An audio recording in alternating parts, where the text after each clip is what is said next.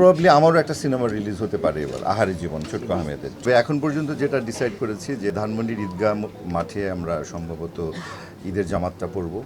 তো সেই হিসেবে যেহেতু আমার ঢাকা 10 আসন, তো 10 আসনের লোকজনকে নিয়েই মানে এখন এটা আমার এক্সটেন্ডেড ফ্যামিলি হয়েছে। আমার 2 মেয়ে, মা, বউ, তার পাশাপাশি বন্ধু বান্ধব, স্বজন, আমার শিল্পী বন্ধুরা যারা আছে তাদের সাথে সাথে আমার এখানে নতুন এক্সটেন্ডেড ফ্যামিলি হয়েছে। তো সেই ফ্যামিলিকে নিয়ে মূলত এবার উদযাপনটা হবে।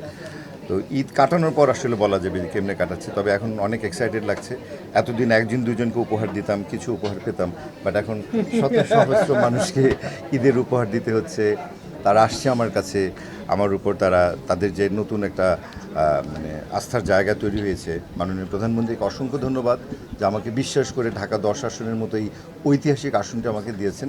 তা আমি চেষ্টা করব ইনশাআল্লাহ শতভাগ সততার সাথে এই কাজটিকে পরিপূর্ণ করতে। এবং এটা যেহেতু আমার মানে পার্লামেন্ট মেম্বার হিসেবে প্রথম ঈদ, আমি চাইবো আমার মানে এলাকার ঢাকা 10-এর সকলকে সুন্দরভাবে ঈদ করতে। চলচ্চিত্র দেখা হবে না ঈদে?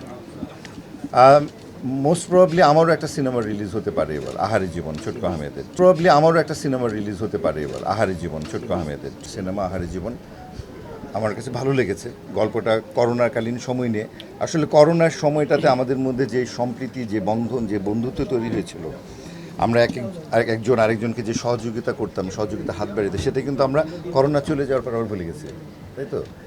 তো করোনাকালীন সেই ঘটনাগুলি নিয়ে, করোনার সময় কি অদ্ভুত সময় একটা পালন করেছি আমরা, সেই সময়টাকে নিয়ে একটা সিনেমা বানিয়েছে একজন বাংলাদেশের সবচেয়ে বর্ষিয়ান একজন পরিচালক।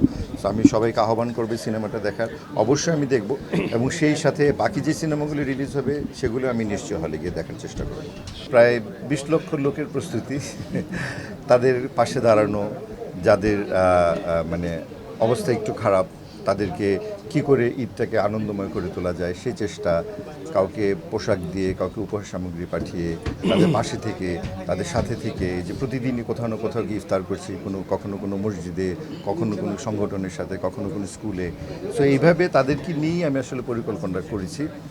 আজকেও আমরা একটা সংগঠনকে সাথে নিয়ে ধানমন্ডি মাঠে আমরা প্রায় কয়েক হাজার মানুষকে ঈদের খাদ্য সামগ্রী তুলে দিয়েছে। মাননীয় প্রধানমন্ত্রী পাঠিয়েছিলেন, তো প্রধানমন্ত্রী ঈদ উপহার। তো এই ঈদ উপহারটা আগামী কয়েকদিন চলবে। এভাবেই আসলে আপাতত প্রিপারেশন নিয়ে। শেষ প্রশ্ন আপনার কাছে। শিল্পী সমিতি আসলে আমাদের একটা ফ্যামিলি, আমাদের ফ্যামিলি নির্বাচন।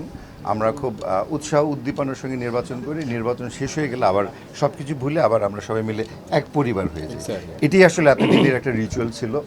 আমার ইচ্ছা এবং আমার চেষ্টা থাকবে এই বছরের জন্য সেটা হয় যে আমরা ইলেকশনের দিন ইলেকশন করব, ইলেকশন শেষ হয়ে যাবে, আবার সবাই মিলে 2 গ্রুপ হোক, 3 গ্রুপ হোক, সবাই মিলে একটা প্যানেল তৈরি হয়ে যাবে। এবং সেই একটা প্যানেল নিয়ে আমরা চলচ্চিত্রের জন্য, চলচ্চিত্রের মানুষদের স্বার্থ সংরক্ষণ করার জন্য, তাদের ভালোর জন্য, তাদের উন্নয়নের জন্য আমরা একসাথে কাজ করে যাব।